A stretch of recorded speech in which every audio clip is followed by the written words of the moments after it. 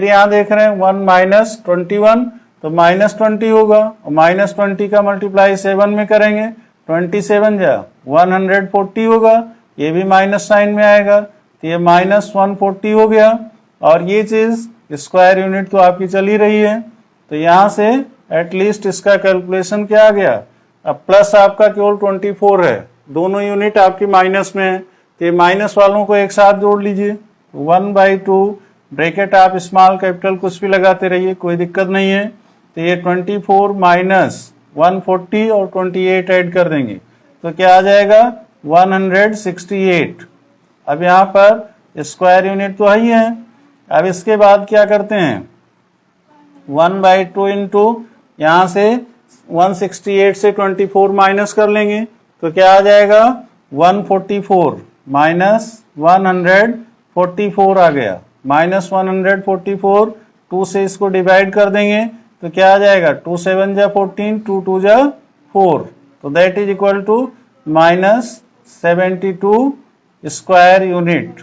अब आप देख रहे हैं कि यहाँ इसकी एरिया क्या आ रही है, माइनस में आ रही है, जबकि एरिया माइनस में नहीं कंसीडर की जाती क्योंकि इसमें लेंथ ब्रेथ और हाइट से संबंधित चीजें होती हैं, तो जहाँ लेंथ होती है वो निगेटिव लेंथ नहीं ली जा सकती।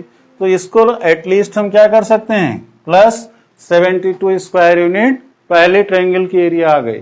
सिमिलरली दैट इसी को आगे भी हम बढ़ा लेते हैं, तो यहां से क्या कर लेंगे सिमिलरली दैट एरिया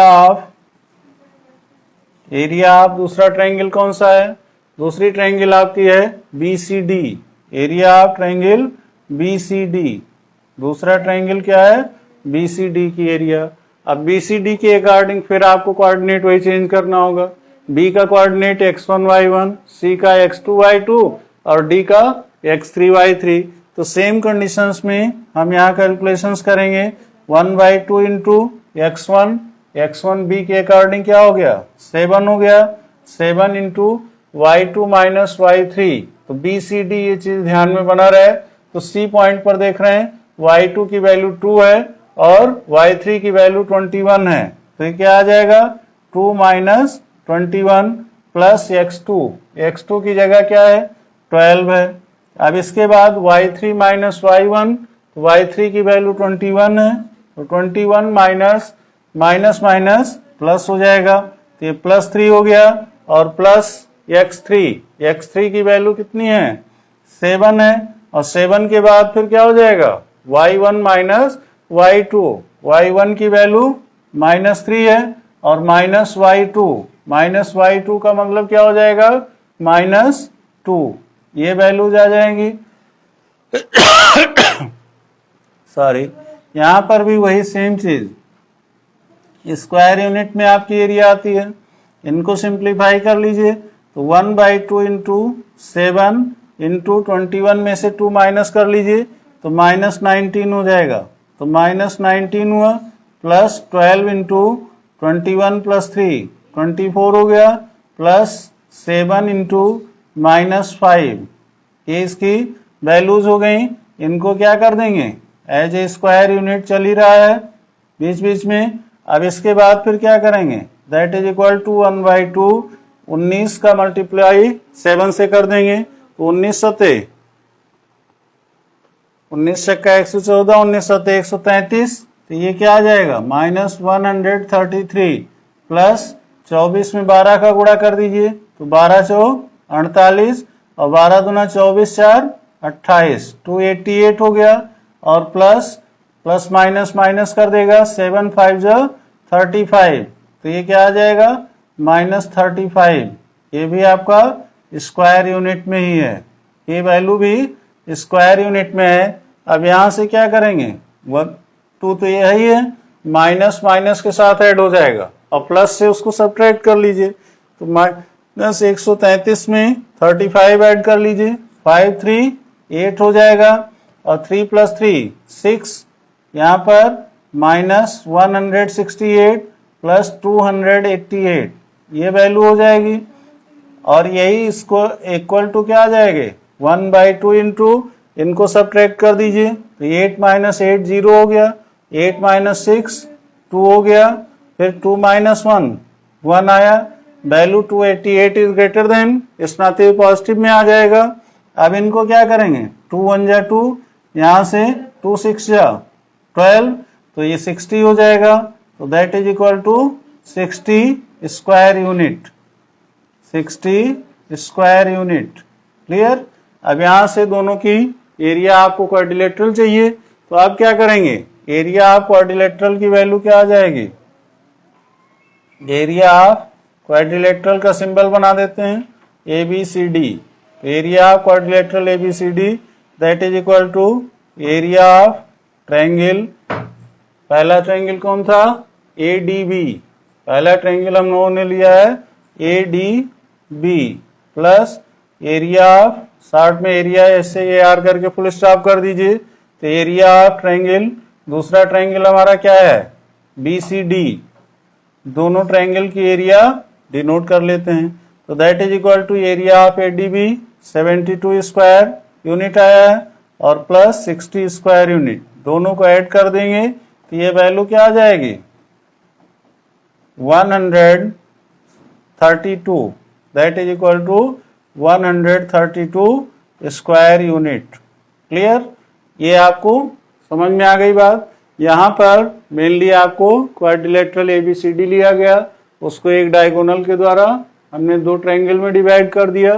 पहला ट्रायंगल ADB लिए जो सीक्वेंस लेटर्स का लेते हैं, उसी अकॉर्डिंग कोऑर्डिनेशन कोडिंग होती है x1 y1 x2 y2 x3 y3, तो उसकी कोडिंग को ध्यान में रखते हुए अगर हमने ADB लिया है तो इसकी वैल्यू पुट करते गए, लास्ट में इसकी एरिया क्या आई 72 स्क्वायर यूनिट। सेम कंडीशंस में दूसरी ट्रायंगल हमने लिया BCD लिया और BCD के अकॉर्डिंग दिए, तो यहां से हमें कैलकुलेशन करने पर क्या आया 60 स्क्वायर यूनिट।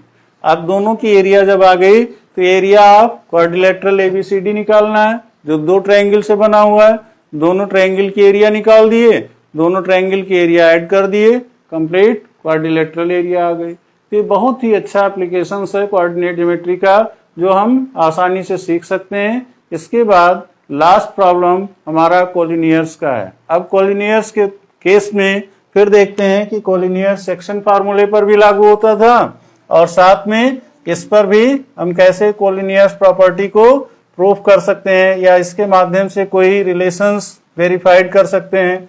तो इनके विषय में जो कोऑर्डिनेट ज्योमेट्री का कॉन्सेप्ट है उसको देखने की जरूरत है। यहाँ पर हम प्रमुख रूप से उसी पर डिस्कशन करेंगे जिस पर बेस करता हुआ अगला क्वेश्चन नंबर 4 हमारा है। क्वेश्चन नंबर 4 पर कंसंट्रेट करें। जो क्वेश्चन नंबर 4 का वर्बल प्रॉब्लम्स है, क्या कहना चाह रहा है, इस पर हम लोग डिस्कशन अभी कर रहे हैं और इसका मेन एप्लीकेशन इसी से लिया गया है कि एरिया ऑफ ट्रायंगल से कह रहा है if the points 7 -2 5 1 and 3 k are collinear. अगर ये कोलिनियर है तो जाहिर सी बात है ये चीज दिमाग में आनी चाहिए। कोलिनियर का मतलब क्या हुआ, एक स्ट्रेट लाइन, और वह स्ट्रेट लाइन इस तरह से बन सकती है ABC, ये तो बन सकती है, तो इससे तो ट्रायंगल बनेगा नहीं, जाहिर सी बात है। बहुत क्लियर कॉन्सेप्ट इतना रखिए। अब यहां से अगर हम ये कहते हैं नहीं ये ट्रायंगल है, तो ट्रायंगल है तो भाई ट्रायंगल का एरिया होना चाहिए। अगर ये कहते नहीं ये प्रूफ कीजिए कोलिनियर है, तो कोलिनियर होने पर एरिया ऑफ ट्रायंगल क्या हो जाएगा, area of triangle that is equal to 0 हो जाएगी। एरिया ऑफ ट्रायंगल को 0 दिखा दीजिए, आपका रिलेशंस भी आ जाएगा और साथ में इसकी कंडीशंस प्रूफ हो जाएगी कोलिनियर की। तो अब इसी पर बेस करते हुए तीनों पॉइंट्स को हम रख लेते हैं। मान लो ये ट्रायंगल के शीर्ष हैं, तो ABC इस नाम से हमने यहाँ रख लिया। A का कोऑर्डिनेट क्या है 7, -2, तो 7, -2 रखे हैं। B का कोऑर्डिनेट क्या है 5, 1, 5 1। इसी तरह से C का कोऑर्डिनेट क्या है 3, k। ये तीनों कोऑर्डिनेट हैं। अब वही चीज हमें पहले से रिपीट करनी है, एरिया ऑफ ट्रायंगल, क्योंकि हमने पहले ही बता दिया कि अगर ये कोलिनियर हैं, एक ही रेखा पर स्थित बिंदु हैं, तो जाहिर सी बात है एरिया ऑफ ट्रायंगल 0 होगी। तो अब यहां पर हम क्या निकालेंगे, एरिया ऑफ ट्रायंगल ABC कर दीजिए, क्योंकि फिगर आपने ABC को सजेस्ट किया है। उसी के अकॉर्डिंग कोऑर्डिनेट रखे हैं। तो ऐसी कंडीशंस में एरिया ऑफ ट्रायंगल ABC की वैल्यू क्या आ जाएगी 1/2, ब्रैकेट में इनकी वैल्यू रखते जाइए। तो x1 की जगह 7 है, y2 माइनस y3, कोऑर्डिनेट पर बहुत ही कंसंट्रेट होना जरूरी है। तो y2 की जगह क्या है 1 माइनस y3 की वैल्यू k है, ठीक है, प्लस x2 की वैल्यू 5 है, y3 माइनस y1, तो यहां से value k minus minus minus plus 2 हो जाएगा, प्लस x3